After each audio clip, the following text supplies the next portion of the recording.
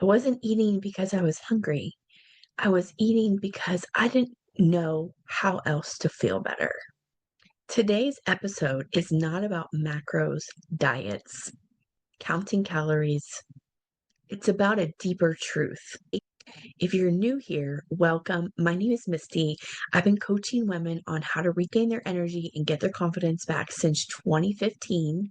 In 2020, I went and got certified as a life path astrology reader. But today, I want to take you back all the way to the beginning of how I started. Before I had confidence, before I healed my relationship with food, when I think about where my emotional eating patterns started, I was not a child that was overweight. I did not deal with childhood obesity. However, there were some things in my childhood. So I am now know and recognize that I am a person with adult ADHD that went undiagnosed, like many women. I had all the classic signs of ADHD. I would daydream in class. I would forget about my assignments. I had poor grades. I had poor task management. I would always just wander. My mind just would wander. Even as a teenager, I struggled with being on time to work and other appointments. Back when I was around 11 years old, I remember after everyone went to sleep. So we lived in a split level house, and in the regular main level was our kitchen, living room, my bedroom, and the bathroom, and all the kids. We all slept on the main floor. But downstairs was where my parents' bedroom was, and there was like a little den. And there was like a little game room. This is where we like played video games, we watched movies. There was a refrigerator in that downstairs that had the good snacks. Like my parents, we grew up in poverty. We didn't have a lot of money, but that refrigerator was where the soda was kept. And we weren't really allowed to have soda. However, my parents had the soda. And if we go back even further, when I was like 8 years old, I used to get up in the morning and I was always the first one up. I've always been an early riser. So I would get up in the morning and I would go around, and often there was like empty Pepsi cans or Mountain Dew cans. My dad drank Pepsi and my mom drank Mountain Dew. So I would go around and around the kitchen or dining room table, and I would shake the cans to see if there was anything left. And usually I could find one that had empty, maybe it was only half full. That's really where it started.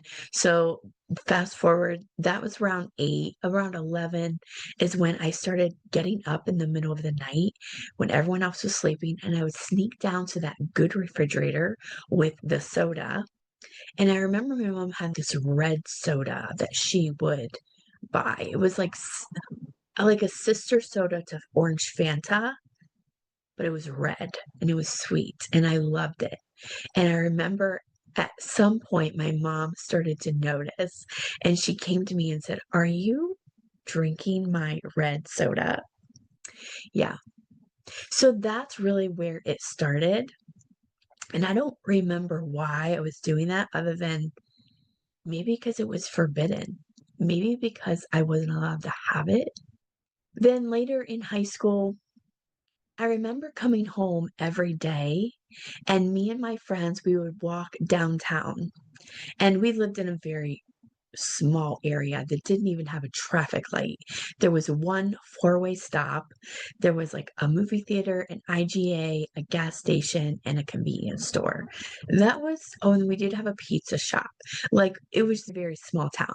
So me and my friends, we would walk in the downtown area after school, and we would go into the convenience store and I would get a Pepsi and a candy bar. And it was like my sweet treat, and my mom never had to know that I was having that. And it wasn't like sweets were forbidden in our home. It was more because we couldn't afford those things. We didn't have the extra money for those things. So my parents bought the necessities for food, and we never went without food. We were never homeless. We always had our basic needs met. However, there wasn't a lot of extra. And I didn't even realize, and now that I'm talking about this, it's even more and more clear on where my emotional eating pattern started and why I choose food when I'm feeling deprived, when I'm feeling like I'm not enough or I don't have enough. The pivotal moment in my emotional eating journey was in high school, it was never really a problem. Even in elementary, sneaking down and grabbing that little pop, it was never a big deal. It was like something I did every once in a while. It evolved when I had kids. I was married and I had just had my second baby, or maybe it was before I even got pregnant. But I can remember I was running an in-home childcare business from my home. We didn't have a lot of money. My husband worked. I was running this in-home childcare just for some extra money. And I found myself on the nights my husband was working, I would put the kids to bed and I would find myself eating a box of Oreos or drinking an entire bottle of wine. The interesting thing is, I didn't have these cravings when he was home with me, but only when I felt alone. And when I was running this childcare business, I didn't have any time for myself. I was watching other people's kids around the clock from 6 a.m. until sometimes 11 p.m. Now I put the babies to bed around 8:30, 9 o'clock. And so maybe I would get that extra 1 to 2 hours to myself after the kids went to bed. And that's when I would indulge. And I can even remember hiding the evidence from my husband because I knew he was going to pass some judgments. I knew he wasn't going to be happy about me diving into a whole box of Oreos. Here's where everything changed. Everything changed when I found out my husband was having an affair. So, my mental state, I was depressed. I was emotionally eating after the kids went to bed when he wasn't home. I had undiagnosed ADHD symptoms, which probably contributed to all of it, but I didn't have any goals. I was emotionally unstable, obviously. Physically, I didn't like anything I looked like, didn't like looking in the mirror, I didn't like getting dressed, I didn't like going shopping, none of it. And once I learned of my husband's affair, I knew I had to get myself in check. Because at that moment, I didn't know what was going to happen in my marriage. I didn't know if you're going to end up divorced. And here I was, I had two kids that were dependent on me. I was the primary care provider, and I was barely making $200 a week, maybe $250 a week. Not enough to support myself and two kids if something happened, if me and my husband would split up. And so I knew I had to get straight with me. I needed to be mentally stable, emotionally stable, physically stable, financially stable. And for me, that started with my health. I knew in that moment that I had to get my mind, I had to get my physical body. I knew that if I was able to feel confident again in my body, that confidence was going to be a domino effect in every other area of my life, especially financial. I knew if I felt confident in who I was going to feel more confident going into job interviews, asking for raises, asking for a better job. But here was the shift. Once I started pouring into myself, I invested in supplements. I got a coach who was helping me eat better. I got on a regular routine of taking care of myself.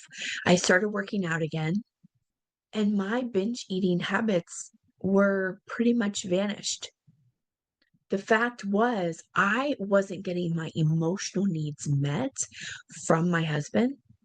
But once I started learning how to meet my own needs, that's when my confidence rose. That's when I was able to put an end to the binge drinking, the emotional eating. I didn't necessarily crave sugar anymore because I was getting needs met both through nutrition, because often when you're craving caffeine and sugar, it's because you're craving energy, because you're not getting enough of the right nutrients from your food.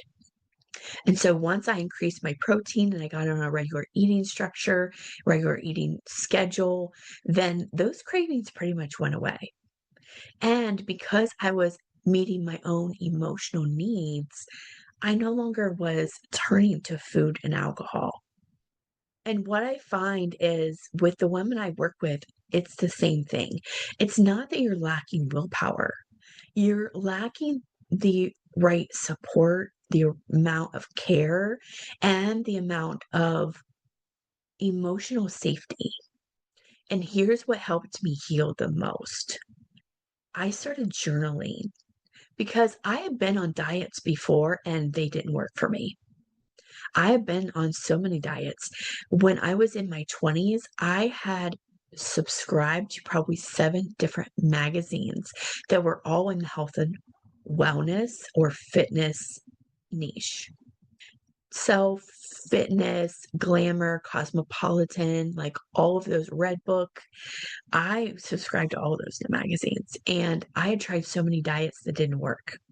Here's what did work. One, I wrote a forgiveness letter to myself and also to other people I was holding resentment toward. I started a gratitude practice of being grateful for everything I had. This journaling practice that I started would allowed me to start expressing my emotions instead of holding it all in.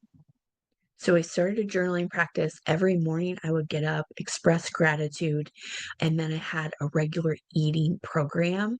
So I was supplementing, I was making sure I was getting enough protein, I was eating in regular increments. All of this I'm putting in a new program I have called the Body Blueprint. I'm going to lay it out for you if you want additional support with this. But for now, I do have a brand new quiz. It's the Cravings Decoder quiz, and it's all about helping you identify why you're craving what you're craving. Like, it's a quiz to help you understand the signals your body is giving you. Because I promise you, if you have cravings, it's not really about food. You could be eating out of boredom, out of stress, out of depression. You could be eating because you're lacking that emotional support that you really are craving. If you've ever hidden food, felt shame for what you've eating, or eaten when you aren't hungry, you're not broken. You're just human. I want you to sit and reflect on, what am I really hungry for? So I would love it if this episode really spoke to you. Go and take the free quiz. It's a 12-minute quiz, asks you a series of questions, and you get a result. And you're going to start getting emails from me on how to heal from your cravings and how to understand what it is you actually need and how to heal your emotional eating wounds. And also, make sure you're subscribed because this is the first of the series. I'm going to talk more about my journey with emotional eating. I'm going to confess everything for you, and I'm going to help you. I'm going to share this. So I want to really help you unpack if you are struggling with this and